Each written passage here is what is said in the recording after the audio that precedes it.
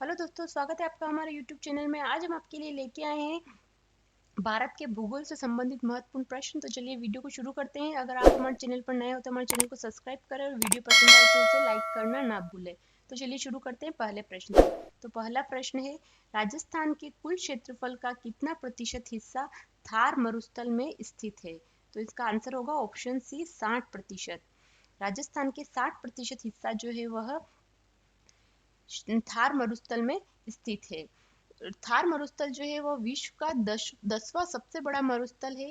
यह मरुस्थल भारतीय उपमहाद्वीप में लगभग 2 लाख वर्ग किलोमीटर क्षेत्र में फैला हुआ है। अगला प्रश्न, नोहकलियाई झरना किस प्रदेश में है? नोहकलियाई झरना जो है वह मेघालय मेघालय के चेरापूंजी में स्थित है। इस झरने की ऊंचाई जो है 115 फीट है और इसकी चौड़ाई जो है 75 फीट है। अगला प्रश्न, उत्तर पश्चिमी पवनों के कारण भारत में क्या होता है? तो उत्तर पश्चिमी पवनों के कारण भारत में चेन्नई में शीतकालीन वर्षा होती है। तो इस प्रश्न को इस तरह से भी घुमा के पूछा जा सकता है कि चेन्नई में शीतकालीन वर्षा क्यों होती है? तो वो इसलिए होती है कि उत्तर पश्चिमी पवनों के कारण होती है। अगला प्रश्न, ग्लेशियर से पिघलने, वाष्पीकरण और हिमस्खलन के कारण बर्फ कम होने को क्या कहते हैं? तो उसको कहते हैं अपक्षरण। अपक्षरण। ग्लेशियर से पिघलने, वाष्पीकरण और हिमस्खलन के कारण बर्फ कम होने को अपक्षरण कहते हैं। अगला प्रश्न, पीर पंजाल पर्वत श्रेणी कहाँ स्थित है? तो पीर पंजाल जो पर्वत श्रेणी है वह जम्मू कश्मीर में स्थित है। पीर पंजाल श्रेणी आंतरिक हिमालय में स्थित है। इसकी ऊंचाई जो है 1400 मीटर से लेके 4100 मीटर के बीच है। अगला प्रश्न, भारत में अधिकतर किस प्रकार के वन पाए जाते हैं? तो भारत में अधिकतर पाए जाते हैं उष्णकटिबंधीय पर्णपाती वन। उष्णकटिबंधीय पर्णपाती वन को मानसून वन भी कहा जाता है। यह वन 70 से 200 सेंटीमीटर वर्षा वाले क्षेत्रों में पाए जाते हैं। अगला प्रश्न, बिना ऑक्सीजन आपूर्ति के माउंट एवरेस्ट की चढ़ाई करने वाले पहले व्यक्ति कौन थे? तो इसका आंसर होगा ऑप्शन सी, राइनहोल्ड मेसनेर। राइनहोल्ड मेसनेर जो कि जर्मनी के रहने वाले थे, इन्होंने सन 1978 में पीटर हाबेलेर के साथ बिना ऑक्सीजन के माउंट एवरेस्ट पर चढ़ाई की थी। अगला प्रश्न, भारत का सबसे बड़ा नमक उत्पादन राज्य कौन सा है? तो इसका आंसर होगा ऑप्शन बी, गुजरात। भारत का सबसे बड़ा नमक उत्पादन राज्य है गुजरात। भारत में प्रतिवर्ष 160 लाख टन नमक का उत्पादन किया जाता है और भारत विश्व का तीसरा सबसे बड़ा नमक उत्पादन देश है। तो दोस्तों इसमें 3 प्रश्न बन गए कि भारत में प्रतिवर्ष कितने लाख टन नमक का उत्पादन किया जाता है और भारत का विश्व में नमक उत्पादन में कौन सा स्थान है? तो तीसरा स्थान है। अगला प्रश्न, निम्नलिखित में से भारत के किस राज्य की सीमा म्यांमार से नहीं लगती? तो इसका आंसर होगा ऑप्शन डी, असम। असम राज्य की सीमा जो है म्यांमार से नहीं लगती, बाकी अरुणाचल प्रदेश, मणिपुर और नागालैंड की सीमा म्यांमार से लगती है। अगला प्रश्न, मालवा पठार किस राज्य का हिस्सा नहीं है? तो इसका आंसर है ऑप्शन सी, महाराष्ट्र। मालवा पठार जो है वह राजस्थान, गुजरात और मध्य प्रदेश में फैला हुआ है और यह महाराष्ट्र का हिस्सा नहीं है। अगला प्रश्न, भारत भूमध्य रेखा के उत्तर में किस अक्षांश के बीच स्थित है? तो भारत जो भूमध्य रेखा के बीच में 8 डिग्री 4 से 37 डिग्री 6 अक्षांश के बीच में स्थित है।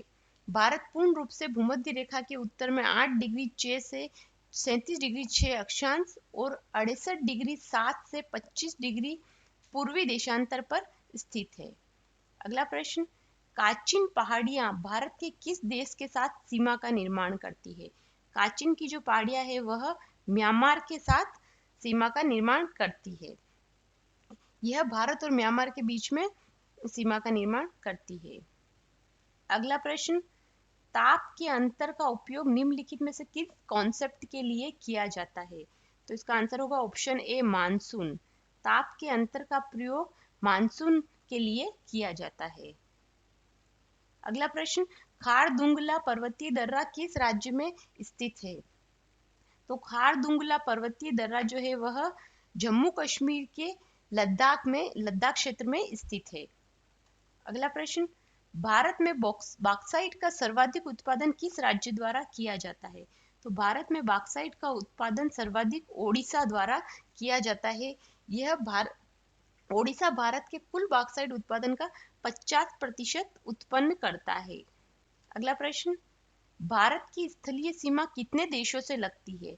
तो भारत की स्थलीय सीमा जो है वह 8 देशों से लगती है। उन 8 देशों के नाम है पाकिस्तान, बांग्लादेश, चीन, नेपाल, म्यांमार, भूटान और अफगानिस्तान से लगती है।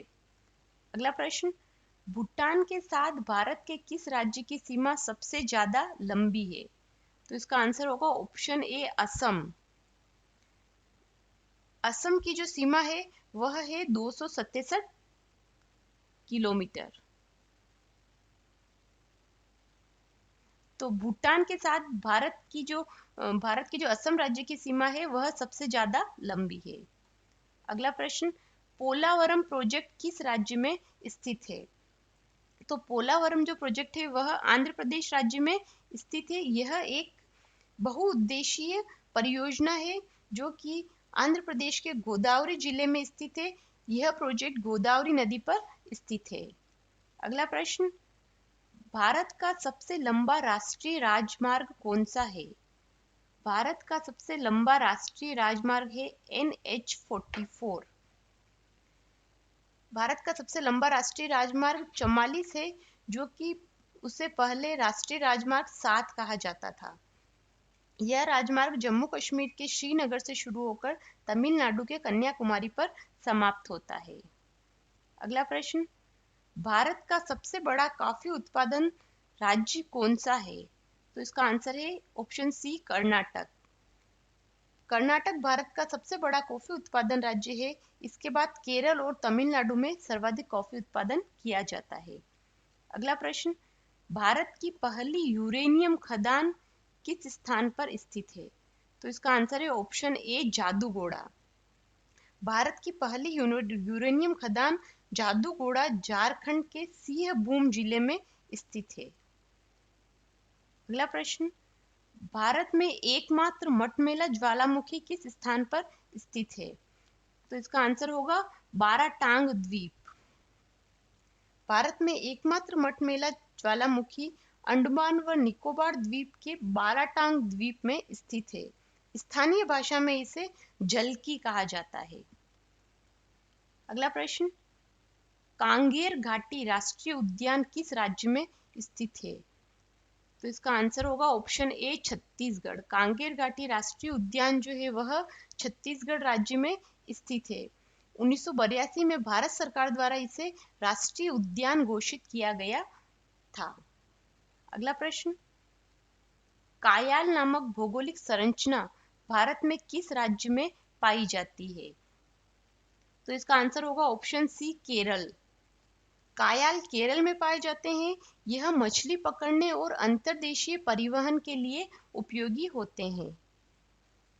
अगला प्रश्न, मेघालय राज्य कब अस्तित्व में आया? तो इसका आंसर होगा ऑप्शन सी 1972। मेघालय जो ये राज्य है वह सन 1972 तक में अस्तित्व में आया। 1972 तक मेघालय असम का भाग था और 21 जनवरी 1972 को खासी हिल्स, जयंतिया हिल्स और गारो हिल्स को मिलाकर मेघालय का निर्माण किया गया। अगला प्रश्न, भारत की सर्वाधिक सीमा किस देश के साथ लगती है? तो इसका आंसर होगा ऑप्शन सी बांग्लादेश। भारत की सर्वाधिक सीमा जो है वह बांग्लादेश के साथ लगती है। अगला प्रश्न, पौधे के विकास के लिए सर्वोत्तम मृदा कौन सी होती है? तो पौधे के विकास के लिए सर्वोत्तम मृदा जो होती है वह होती है दोमट मिट्टी। दोमट मिट्टी जो होती है उसमें दोमट मिट्टी में रेत, चिकनी मिट्टी और ह्यूमस का मिश्रण होता है। इसमें जल संचयन की क्षमता अधिक होती है और इसमें पर्याप्त खनिज पाए जाते हैं जो कि पौधे के विकास के लिए आवश्यक होते हैं, इसलिए यह सर्वोत्तम मृदा होती है। अगला प्रश्न, पुष्कर घाटी से निकलने के बाद लूनी नदी कहाँ समाप्त होती है? तो पुष्कर घाटी से निकलने के बाद लूनी नदी जो है वह कच्छ के रण जो कि गुजरात में स्थित है वहां पर समाप्त होती है। अगला प्रश्न, चीरिया लोह खदान कॉम्प्लेक्स किस राज्य में स्थित है? चीरिया लोह खदान कॉम्प्लेक्स जो है वह झारखंड राज्य में स्थित है। चीरिया झारखंड के पश्चिमी सिंहभूम जिले में स्थित है। यह चीरिया लोह खदान जो है भारत की सबसे बड़ी लौह अयस्क खदान है। तो इस प्रश्न को इस तरह से भी पूछा जा सकता है कि भारत की सबसे बड़ी लौह अयस्क खदान कौन सी है? तो उसका आंसर होगा चीरिया लोह खदान, जो कि झारखंड में स्थित है। अगला प्रश्न, निम्नलिखित में से किस बंदरगाह को अरब सागर की रानी कहा जाता है? तो ये कहा जाता है ऑप्शन सी, कोच्चि बंदरगाह। केरल का कोच्चि बंदरगाह जो कि एक प्राकृतिक बंदरगाह है, इसे अरब सागर की रानी कहा जाता है। तो दोस्तों आज के इस वीडियो में बस इतना ही। आज के इस वीडियो में हमने कवर किए हैं भारत के भूगोल से संबंधित महत्वपूर्ण प्रश्न। बहुत जल्दी हम इसकी अगली सीरीज लेके आएंगे। तो अगर आपको हमारी वीडियो पसंद आए हो तो इसे लाइक कीजिए, शेयर कीजिए, और अगर आप हमारे चैनल पर नए हो तो इसे सब्सक्राइब कीजिए और बेल आइकन दबाइए ताकि आगे आने वाले वीडियो का नोटिफिकेशन आपको मिल जाए। हमारे साथ जुड़े रहने के लिए धन्यवाद।